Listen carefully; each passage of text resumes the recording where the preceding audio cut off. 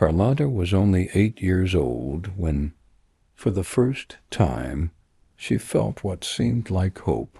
She remembers how the air inside the car had a strange smell the day she was taken to Michelle and Ivy's house. The driver, a tall man with sunglasses, said they were very happy she had arrived, but all Carlotta wanted to know was when she would go back to the orphanage. The place smelled of a mix of strong perfume and old wood, and the white walls of the house seemed to echo with the heavy footsteps of Michelle, the taller of the two. "Mom, do you think she like me?" Ivy asked, her voice trembling, as if she needed her partner's approval. "Of course she will," Michelle replied, without much patience. She smiled at Ivy, but the smile didn't seem warm. She looked more concerned about how much Carlotta might disrupt their routines. "She's a child, Ivy, not a doll." Carlotta was scared. The words, like a distant blur, were too far for her to fully understand. All she knew was that at the orphanage, with each passing day, hopes seemed smaller. Yet something in that place felt different, something she couldn't name but felt in her skin. The room where Carlotta was placed had light blue walls. There was a small bed, a wooden chair, and a window that overlooked a garden. She looked at the toys scattered around, an attempt to hide the emptiness the house carried. "Michelle, do you think she'd get used to it?" Ivy asked again, hesitant, watching the girl play with the dolls.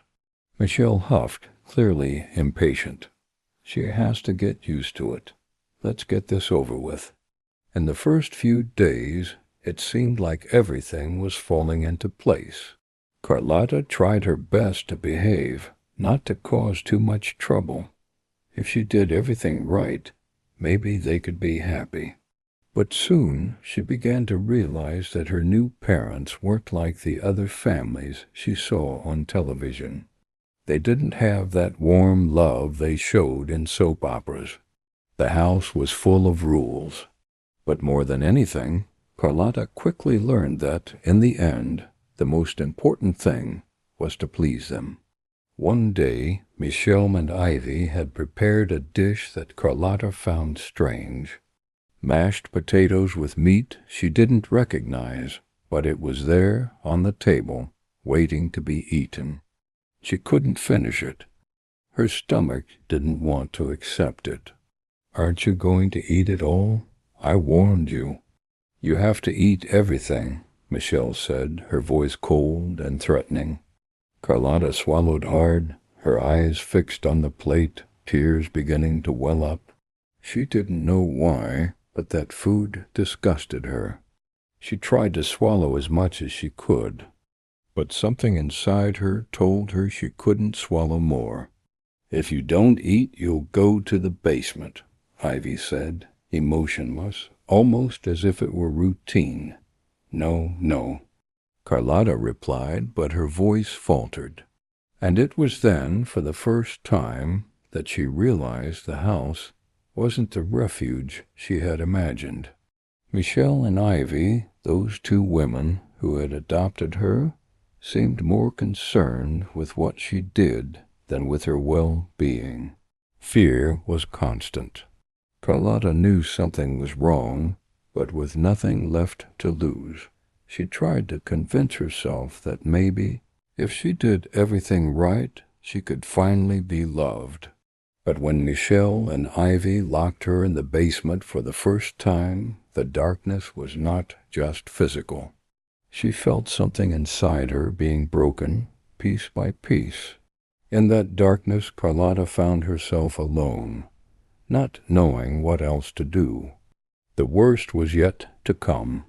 Carlotta stayed in the basement for hours, the sound of chains and the silence pressing against her chest.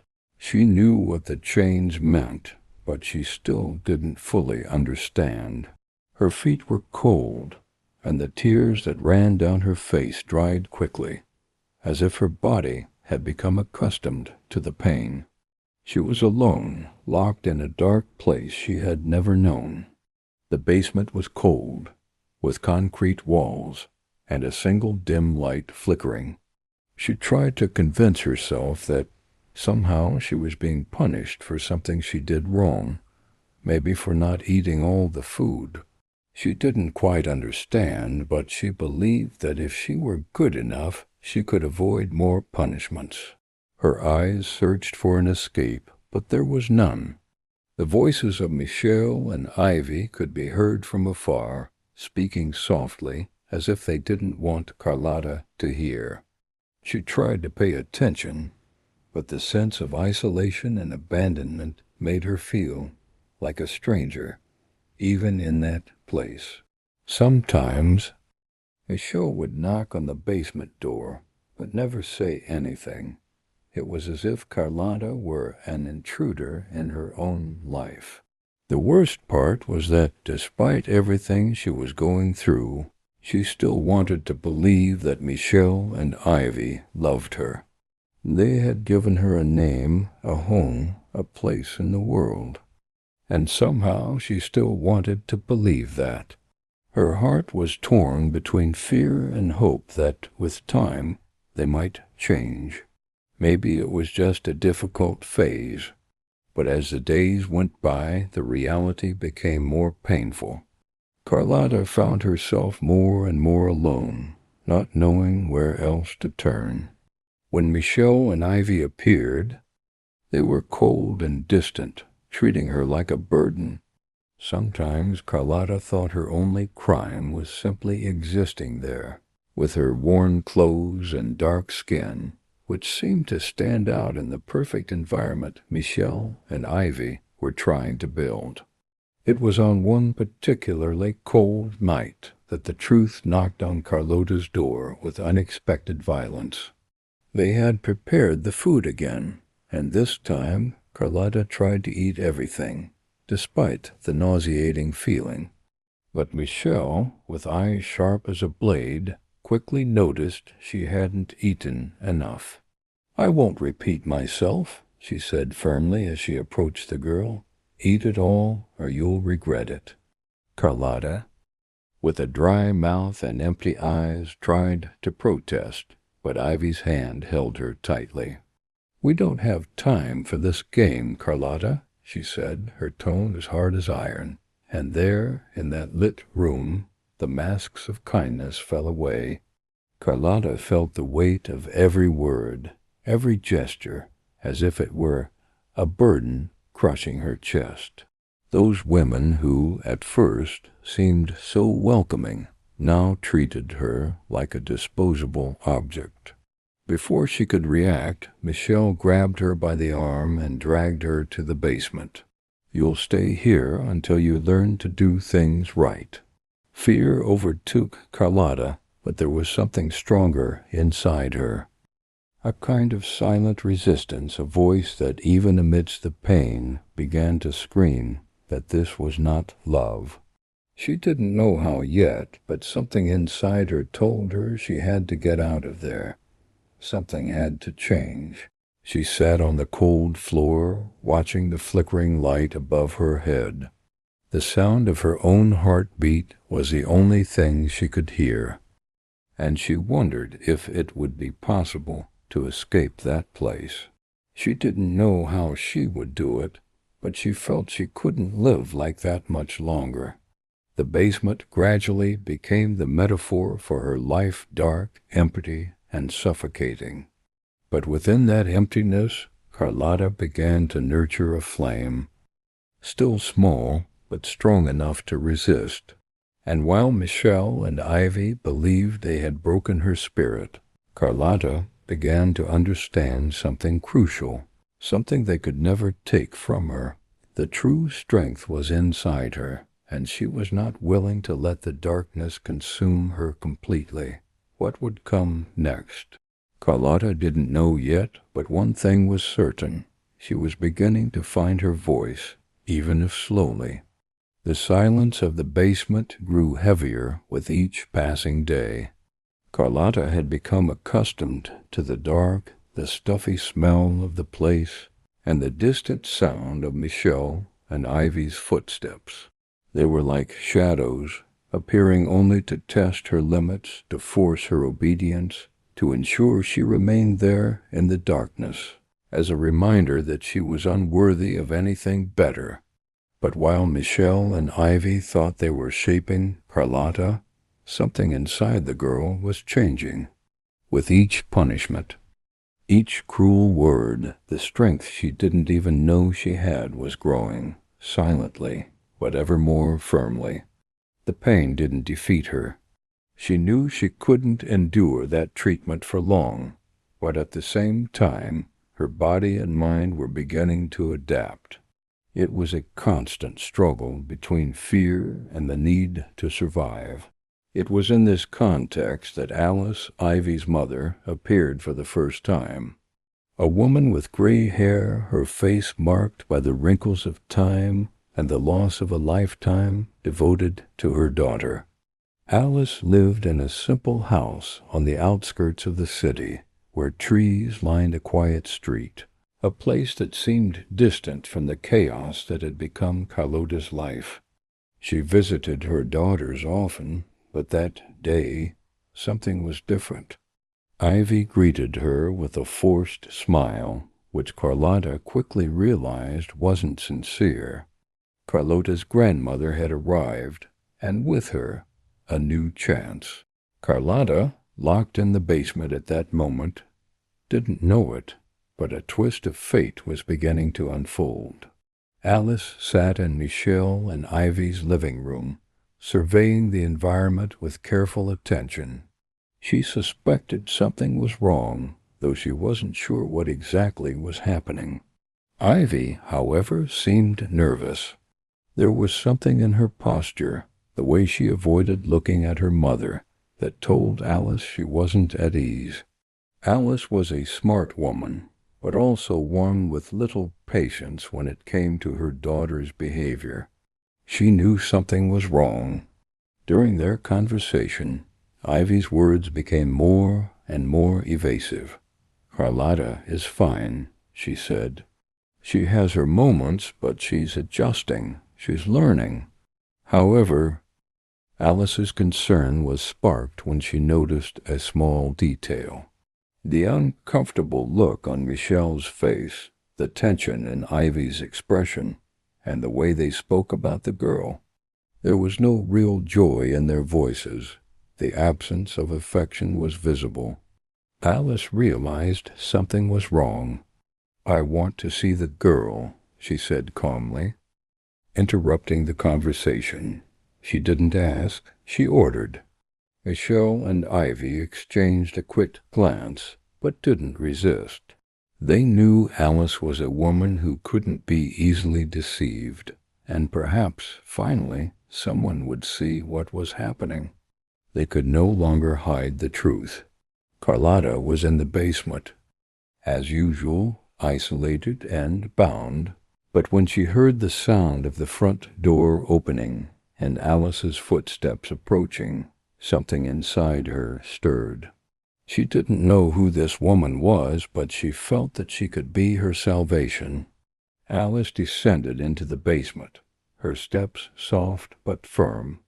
When the basement door opened, the dim light from the hallway illuminated Carlotta's face, and the impact was immediate. Alice approached, her eyes filled with compassion, but also with a hard resolve. Carlotta was sitting on the floor, her eyes wide, her wrists marked by chains, and her clothes dirty, as always. "Are you okay?" Alice asked, her voice gentle, but with a firmness no one else had used with Carlotta.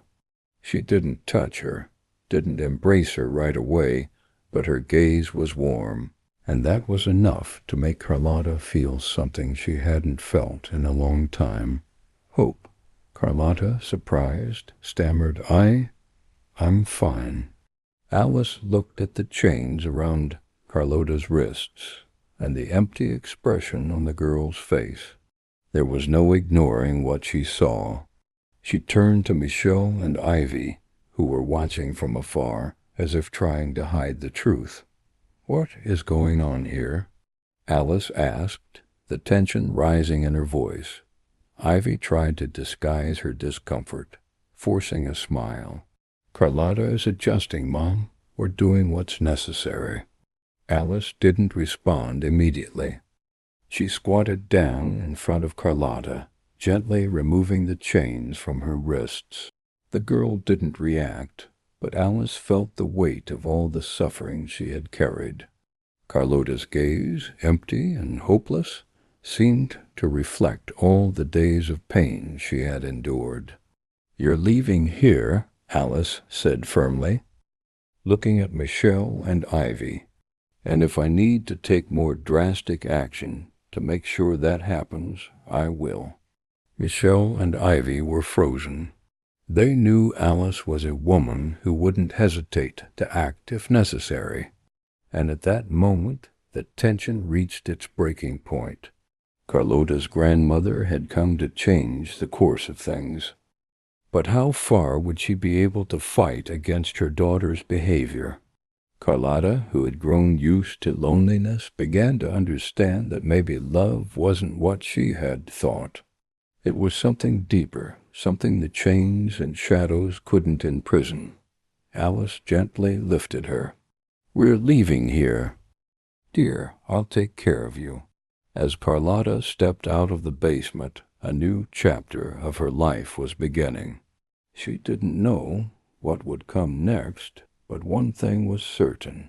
She was no longer alone. Something inside her had changed, and with that, the strength she needed to face whatever would come. Alice watched Carlotta slowly walk away, her small bare feet touching the cold floor of the basement. The girl, though thin and bearing the marks of someone who had endured silent suffering, seemed in a trance as though she had been freed from a nightmare, but without fully understanding the magnitude of that freedom. "Don't worry," Alice murmured to Carlotta, though she knew the girl didn't understand what was happening. "Now you'll know what it's like to be cared for." But the atmosphere in Michelle and Ivy's house was tense. Michelle seemed on the verge of a breakdown, her face pale, while Ivy, visibly uncomfortable, didn't know what to say. Alice, not taking her eyes off Carlotta, looked at her daughters with an expression that mixed disappointment and reproach. "I knew something was wrong," Alice said, her voice calm but authoritative. She was still standing at the basement door, her arms firmly crossed. "But I never imagined it would get to this point. Ivy, Michelle, how could you?" Ivy, who normally controlled the situation, now appeared completely vulnerable. She tried to speak, but words failed her. Michelle, on the other hand, abruptly stood up, her face red with anger, as if she were about to defend herself. "You don't understand, Mom. We're just trying to do what's best for her." The defensive tone was so forced that Alice wasn't impressed. "Best for her?" Alice repeated, looking at Michelle as if she had heard a joke. "Let me tell you what I understand. Best for her would have been never falling into your hands, which are incapable of giving her the bare minimum she needs, love." Silence filled the room, heavy and suffocating. Alice's words reverberated in every corner of the place, striking like a drum, echoing in Ivy and Michelle's minds. They could no longer deny what they had been doing to the girl. They could no longer hide behind the mask of good intentions they had created to justify their actions. Carlotta, still held by Alice's hands, looked back one last time before leaving the basement. The gesture was not one of escape, but of a search for something she hadn't been able to identify until then. She had always been so obedient, so submissive, that the mere presence of Alice, A woman who seemed genuinely interested in her felt like something completely new. It was strange, but at the same time, it was something she longed for. Carlota's grandmother, in her silence, led the way. She didn't speak much, but her presence was filled with determination. She knew the girl had much to learn, but the first step had already been taken. Carlota was out of the basement, and that meant everything could change. "You will stay with me, Carlota," Alice said as they walked toward the door. Her voice was full of a promise that the girl couldn't fully understand yet. "I will teach you what it means to have a home, a family that truly cares for you." Alice's words were like a balm to Carlota's soul, but the girl couldn't help but glance back one last time at Michelle and Ivy, who were still watching her, unsure of what to do. What would they do now without the girl? What would become of them without the control they had over her? But Alice no longer had time to worry about that. What mattered now was Carlota, and her mission was clear: to make sure the girl had the chance to understand what love was. And for that, she needed to take her away from everything that had hurt her. As Alice and Carlota stepped out the front door, the girl's hands tightened around hers with a force that seemed to say, "Don't abandon me."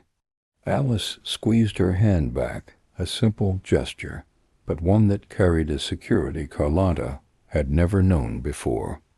"You'll understand, my dear," Alice whispered to Carlota as they walked down the sidewalk. "The world isn't made only of pain. We'll discover that together." At Michelle and Ivy's house, the atmosphere was tense.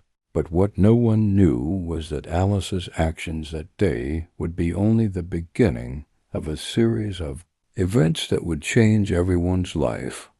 Michelle and Ivy stayed in the living room, their bodies tense, as if a part of them knew this moment was irreversible. What would Alice do now? What could they do to rid themselves of the guilt and pressure that were starting to take over them? However, what they didn't understand was that Carlota was no longer the broken girl they once knew. She had already taken the first step toward healing, and Alice, her grandmother, was determined to help her complete that journey. Alice's house was simple, but filled with a sense of security Carlota had never experienced. The walls were decorated with old photographs, portraits of times that seemed distant, but the calm of the place reflected in the woman who now cared for her. Alice was not in a hurry. Everything there had a slow rhythm, a soft breath, as if time was no longer an enemy. Carlota sat on the small living room couch, watching Alice's hands prepare the tea. The sweet smell of herbs mixed with the soft sound of old music filled the room, creating an aura of warmth, but Carlota's mind was elsewhere. The image of the two women she had called mother was still fresh in her mind. They had not been kind to her, and Carlota knew this, even though for so long she had tried to believe their love was real. She looked at Alice, whose eyes watched the girl with a tenderness that seemed new to Carlota. It was not the controlled kind of gaze the others had given her, full of expectations and judgments. It was something genuine. "It's okay, Carlota," Alice said with a soft voice, breaking the silence. "You don't need to be afraid of me." "I won't hurt you." Carlota didn't respond immediately. Her small hands were nervously intertwined, as if insecurity still prevented her from fully relaxing. She had never known what it felt like to be protected, always carrying loneliness like a shadow. They loved me," Carlota finally murmured, her voice choked. "I know they did. Michelle and Ivy, Alice approached her. Sitting beside her on the couch, unhurried, she gently touched the girl's head as a gesture of welcome. Sometimes people try to show love in the wrong ways, Carlotta. That doesn't mean they loved you for real. Maybe they wanted to, but love doesn't show itself that way. Carlotta looked at Alice, still not fully understanding. But there was something in that gaze, something that made her feel Alice wasn't lying. She wanted to believe. Deep down, Carlotta longed more than anything to know what real love was. The afternoon passed slowly, and the girl felt a little more at ease, but reality still pursued her. What would happen now? She couldn't simply forget everything she had lived through with Michelle and Ivy. She couldn't ignore the emotional scars the two women had left. Meanwhile, at Michelle and Ivy's house, things were taking a different turn. Those who once considered themselves in control were now lost in a maze of guilt and fear. Michelle spent her days at home, her eyes red from crying, while Ivy, increasingly agitated, tried to think of a way to fix everything. I can't live with this, Ivy," Michelle said one night, her words trembling. I can't be this person. I can't be cruel to her." Ivy, who had once been so unyielding, now felt defenseless. She had always believed she could control everything, even Carlotta, but the weight of her conscience was consuming her. She no longer knew what to do. She knew that her actions were now in Alice's sight, and that meant that at some point the truth would be revealed. She didn't know how to deal with Carlotta's grandmother, a woman who, with her firm presence, always seemed to know what to do. "You need to calm down, Michelle," Ivy said, her voice dry. "We can't do anything now. We just have to wait." But waiting felt unbearable. Meanwhile, images of Carlotta and Alice kept invading Michelle's mind. The girl so fragile, now in the care of her own mother, the grandmother, and feeling a happiness that Michelle and Ivy had never been able to provide. The situation was becoming increasingly unsustainable. One morning, a phone call changed the course of things. The police had been called, and Alice, with her firm gaze and calm voice, began asking the difficult questions. Michelle and Ivy were preparing to face the consequences of their actions, but fear prevented them from reacting properly. "Mom, please listen to me," Ivy pleaded, her voice trembling on the phone. We did wrong things, but we didn't want it to be like this. It was a mistake, a madness." "Mistakes?" Alice asked, her voice as cold as ice. "No, Ivy, they're not mistakes. They're choices, and now you will have to face the consequences of them." It was a harsh blow. There was no longer any way to hide. The truth was exposed, and Alice was not willing to let the cruelty continue unanswered. The sound of the doorbell echoed through Alice's house, breaking the afternoon silence. Carlotta, who had lain on the couch to rest, jumped at the sudden noise. Alice, standing in the kitchen, didn't need to hurry. She knew who it was. She knew the moment had arrived. Michelle and Ivy were there, standing at the gate, their faces tired and their eyes red from crying. They no longer had the arrogance they once exhibited. Now they were shadows of those who once thought they could control everything. When Alice opened the door, there were no kind words. There was no room for explanations. "What are you here for?" Alice asked, her voice cold and controlled. Ivy looked at her mother, a silent look of despair. She knew the game was over. "Alice, please, we need to talk." "You've had many opportunities to talk, Ivy," Alice replied, making space for the two to enter. Now it's too late for regrets. Inside the house, the atmosphere was tense. Carlotta was in the living room, watching the two women who had once been called her mothers, but now seemed so distant. Michelle's hands were trembling, and Ivy couldn't look directly at Carlotta. What could they say? How could they try to justify the unjustifiable? "Carlotta, darling," Michelle began, but stopped when she saw the distant look in the girl's eyes. There was no more tenderness in her gaze. The child who once sought acceptance and affection was now surrounded by something much stronger, the truth. Carlotta, however, didn't respond. She knew what was real. She knew that what she felt for them was no longer love, but a mixture of fear and disappointment. Alice's words echoed in her mind like a beacon of light in a stormy sea. Love doesn't show itself like this, and Carlotta now understood.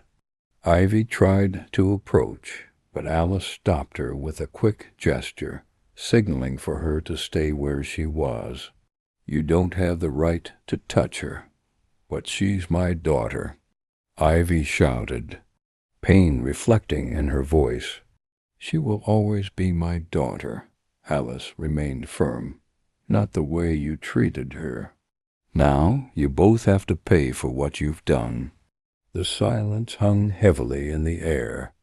Carlotta looked at Alice, then at Michelle and Ivy. She didn't feel anger, just a deep sadness. She wanted to understand what had happened.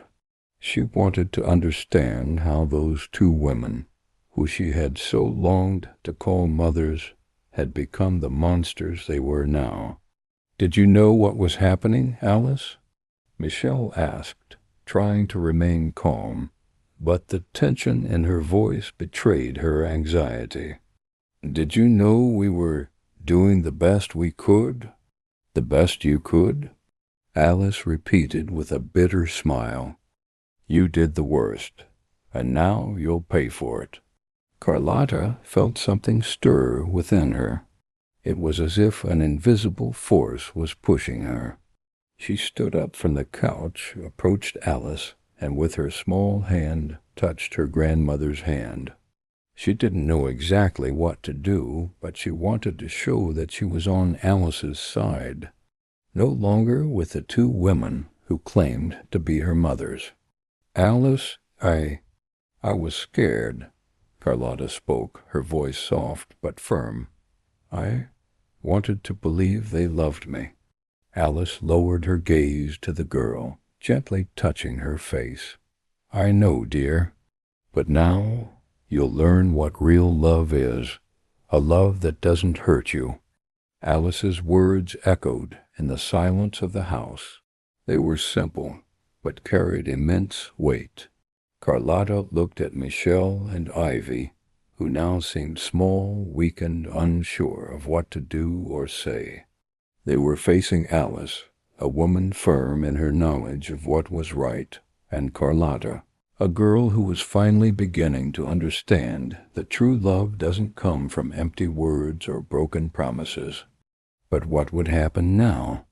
What could be done to fix everything they had done? Alice knew that the only thing left to do was to hand them over to justice. There was nothing more to be said, nothing that could remedy the harm done. The police were called. The charge of child abuse and mistreatment was serious, and Alice knew Michelle and Ivy would face serious consequences. They were being investigated, and soon the evidence would begin to be gathered. All that was left was a painful but necessary wait. Justice would be done. That night, Carlotta slept peacefully, as if she had finally found a safe place. Alice's words, the care she gave her, everything seemed to make sense. She was truly loved in a way she had never experienced. Meanwhile, Michelle and Ivy sat in the police station, awaiting their fate. Fear took over them, for they knew there would be no turning back. They could try to justify their actions, but the truth was already clear to everyone. There was no more hiding the cruelty. But one thing was certain. Carlotta was safe now, and that was all that mattered. The smell of fresh coffee still lingered in the air of Alice's kitchen, but the tension that spread through the house prevented anyone from feeling comforted. The news that the police had quickly arrived at Michelle and Ivy's house spread a sense of inevitability. Now the two women were under investigation, and each moment seemed to drag on like an eternity. Carlotta, lying on the couch, couldn't stop thinking about what had happened. It was a mix of confused emotions. She felt anger, yes, but also a deep sadness, almost as if she were losing a part of herself and discovering that the people she had trusted weren't who they seemed to be. For so long she had longed to be loved by them, and now all that remained was a heavy emptiness.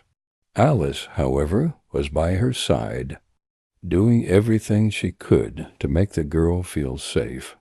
Her grandmother wasn't a woman of grand gestures, but there was something in her presence that brought comfort.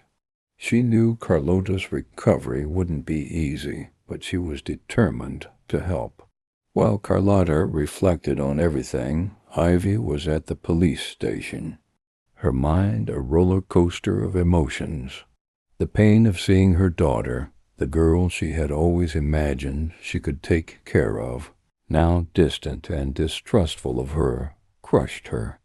Michelle, who was beside her trying to stay calm, seemed just as lost as Ivy. Both of them knew their lives had been irreparably altered. The weight of guilt was unbearable, but the fear of facing the truth of their actions was even worse. Alice, please, forgive us, Ivy, who never had the ability to handle guilt in a healthy way, tried again to speak. It was an attempt to fix the irreparable, but she knew that Carlotta's grandmother wasn't willing to listen to any more empty apologies. But Alice was no longer interested in apologies. She was focused on protecting Carlotta, giving her the safety and peace she so desperately needed. Meanwhile, the city was affected by the news of the abuse Carlotta had suffered. The story of the two women spread quickly through the media, and people began to ask questions. How could a woman, especially a mother, treat a child with such cruelty? How can such behavior be justified? And most importantly, how had the authorities not noticed sooner? The answer to these questions would come with time. Investigations began to reveal the pattern of abuse that Michelle and Ivy had imposed on Carlotta, including the physical and emotional humiliations the girl had endured for months. Everything was documented, the evidence began to emerge, and the stories of neighbors and people around them started to be heard. The details were disturbing, but they were necessary for the truth to finally come to light. How the girl had been forced to eat until she vomited, how she was tied up in the basement, how every attempt to rebel against the cruelty of the women was met with more violence and punishment. The lie that they were good mothers crumbled in the face of the reality of the evidence. As the investigations continued, Carlotta remained at home with Alice, surrounded by care. She spent her days observing her grandmother's small garden, which was full of flowers that Alice herself tended to with so much love. It was as if those flowers represented the renewal of Carlotta's life. She was finally beginning to understand what it was like to live without fear, without the constant feeling that something bad was always lurking. Alice spoke to Carlotta in simple ways, like a grandmother would speak to her granddaughter, but the words of affection were enough to fill the emptiness the girl felt. "You're safe here, dear. You'll never go through this again. Now you'll learn what real love is." Gradually, Carlotta began to open up. She wasn't ready to forgive, but she was learning to trust again. She knew the road to healing would be long and that the pain wouldn't disappear immediately. But something was changing inside her. One Friday night, while Carlotta was in bed, Alice sat next to her and asked, "What do you think, my dear? How do you feel?" Carlotta looked at Alice, her eyes now calmer, and for the first time in a long time she felt a small glimmer of hope. "I feel safe and happy. I know everything will be okay now." Alice smiled and gently hugged her. "That's right, darling. Everything will be fine." Now things were starting to settle, but the weight of reality still hung over Ivy and Michelle. The trial would be the next step. They could no longer hide who they really were, and the evidence left no room for denial. In court, the weight of the truth would come to light, and the consequences would be severe.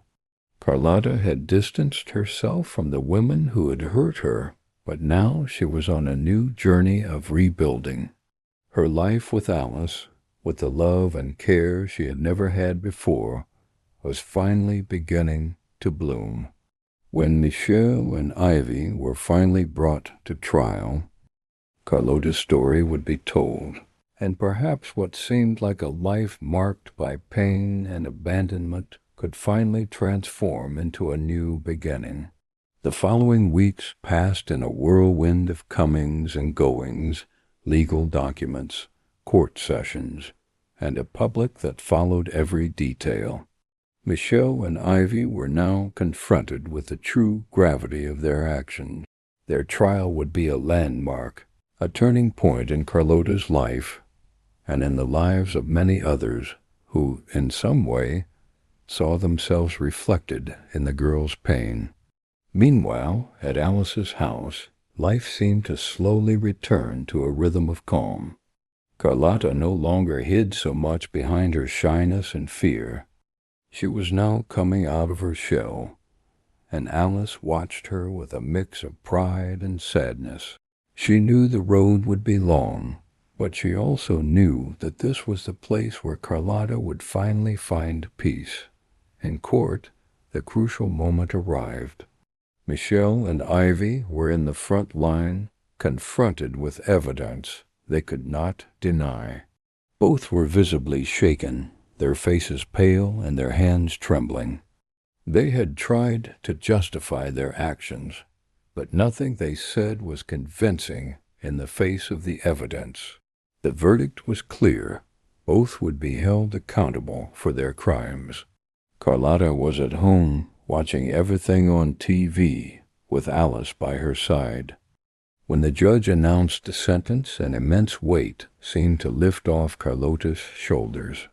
Michelle and Ivy would be convicted, but more importantly, Carlotta would no longer have to live with the constant fear. She was finally free. The weeks following the trial were ones of transformation. Michelle and Ivy were taken to prison, where they would face the harsh consequences of their actions. And in the meantime, Carlotta dedicated herself to rebuilding her life. She began to realize that, although the scars of the past would never fully disappear, she had the ability to rise again, to live differently, to love and be loved. With Alice, she felt that this was possible. The city slowly got used to the idea of seeing Michelle and Ivy as the criminals they were, but for Alice and Carlotta, life had become something much simpler. The true meaning of love was being rediscovered with each passing day, and most importantly, Carlotta now understood that a true home wasn't a place, but the feeling of belonging and affection. She knew that with Alice, she would have the chance to be happy, to be who she truly was, without the fear of being rejected or mistreated. Carlota's story was no longer one of pain and abuse. It was now a story of overcoming, true love and freedom. She would not be defined by suffering, but by the courage to move forward. When Alice saw her smile for the first time, completely without reservations, she knew that the girl was finally healed, that her soul was free.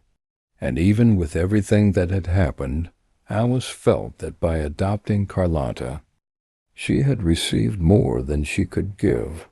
She had found a renewed reason to continue living, to continue loving. The final scene of our story is simple, but full of meaning. Alice and Carlotta were in the garden, planting new flowers. The sky was clear, and the vivid colors of the freshly planted flowers mixed with the green of the field.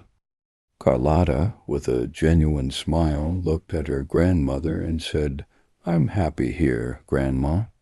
I never knew what it was to be happy before, but now I know." Alice smiled, her heart full of love, and replied with the soft voice that had always comforted Carlotta, "I'm happy too, my dear. And now